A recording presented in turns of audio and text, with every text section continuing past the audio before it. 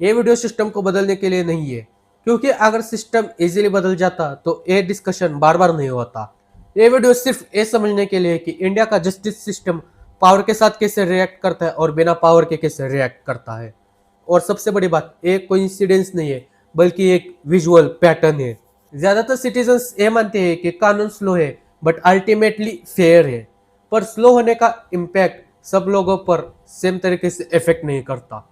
As per affidavits and court records, India में कई सारे ऐसे इलेक्टेड रिप्रेजेंटेटिव्स हैं जो सीरियस क्रिमिनल एलिगेशंस फेस कर रहे हैं, just like rape, sexual harassment and violent crimes.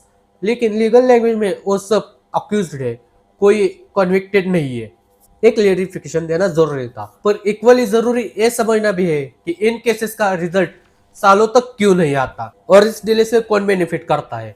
Public affidavits एक क्लियरली दिखाते हैं कि कई सारे पॉलिटिशियंस के केसेस 10 से 15 साल तक पेंडिंग रहते हैं, हियरिंग्स पोस्टपोन होती है, विटनेसेस हॉस्टाइल हो जाते हैं, इन्वेस्टिगेशंस ऑनगोइंग रहती है और इस प्रोसेसिंग में टेक्निकली कुछ इलीगल नहीं होता, बस चीजें मूव नहीं करती।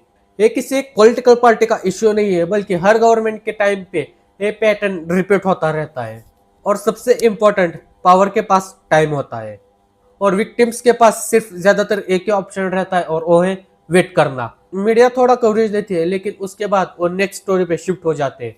केस फाइल्स तो टेक्निकली जिंदा रहती है पर पब्लिक के मेमोरी में वो हमेशा के लिए फ्रीज हो जाती है। अगर डिले हमेशा पावरफुल को एडवांटेज दे तो वो डिले नहीं रहता बल्कि एक तरीके से प्रोटेक्शन बन जाता है।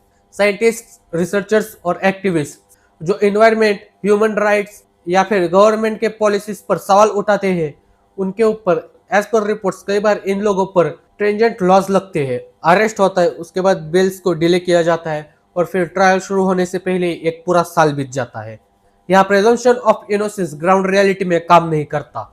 पहले रेपुटेशन डैमेज होती है और उसके बाद लीगल प्रोसेस चलता है, करियर रुक जाता है, इनकम खत्म होती है और सोशल सर्कल क्वाइटली डिस्टेंस हो जाता है। बट नोटिसेबल चीज ये है कि सिस्टम यहाँ पे स्लो नहीं होता, सिस्टम यहाँ पे फास्ट हो जाता है। जब सवाल पूछना ही क्राइम बन जाए तो साइलेंस अपने आप ही नॉर्मलाइज हो जाती है। जर्नलिस्ट जो करप्शन या फिर पावर अब्यूज को एक्सपोज करते हैं, उनका रिस्क थ्योरेटिकल नहीं होता।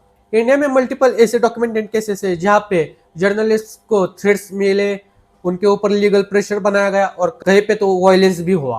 कुछ केसेस सॉल्व नहीं हुए तो कुछ केसेस सिर्फ रिपोर्ट्स बन के रह गए। मीडिया हाउसेस ये सब ऑब्जर्व करती है और फिर एडिटोरियल बाउंड्रीज सेट होती है कि कौन सा टॉपिक सेफ है और कौन सा टॉपिक सेफ नहीं है। और हाँ, ये ओपन सेंसरशिप नहीं है बल्कि ये कॉन्सिक्वेंसेस के थ्रू कंट्रोल है। जब सच बोलना ही महंगा हो जाए तो सिस्टम को किसी को चुप करवाना नहीं पड़ता। अगर आपको ये सब फेमिलियर लग रहा है तो ये इसलिए क्योंकि आप ये सारी चीजें पहले भी देख चुके हो, इसलिए अब आपके सामने कभी भी ऐसे केसेस आए तो आपको शॉक नहीं लगता, क्योंकि कुछ दिन आउटरीच होता है फिर अटेंशन ऑटोमेटिकली शिफ्ट हो जाता है। और ये लैक ऑफ कंसर्न नहीं है बल्कि मेंटल एग्जॉशन है। और सिस्टम को बस इतना ही चाहिए, लोग थक जाए।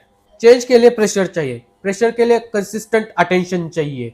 डिलेस बोर्डम क्रिएट करते हैं, कॉम्प्लेक्स लॉज कंफ्यूजन क्रिएट करते हैं, टाइम रेजिस्टेंस को वीक कर देता है और इसका रिजल्ट हम लोग सब कुछ भूल जाते हैं। देखो, सिस्टम ब्रोकन नहीं है बल्कि सिस्टम स्टेबल है, बट सिस्टम की स्टेबिलिटी का मतलब ये नहीं है कि हमेशा वो फेयर ही हो। इसके लिए हम क्या कर सकते हैं?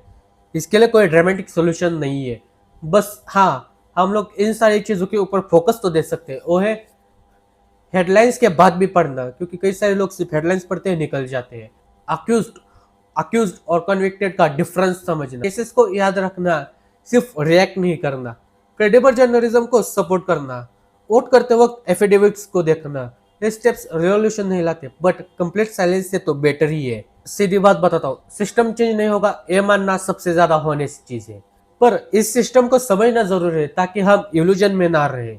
क्योंकि जब इनजस्टिस लगने लग जाता है तो अकाउंटेबिलिटी एक्सपेक्ट करना भी बंद हो जाती है। बाकी अगर आपको ये वीडियो पसंद आया हो तो इस वीडियो को लाइक कर दीजिए और मिलता हूं मैं आपको अगले वीडियो में। तब तक के लिए tata bye bye, see you soon, जय हिंद, जय महाराष्ट्र।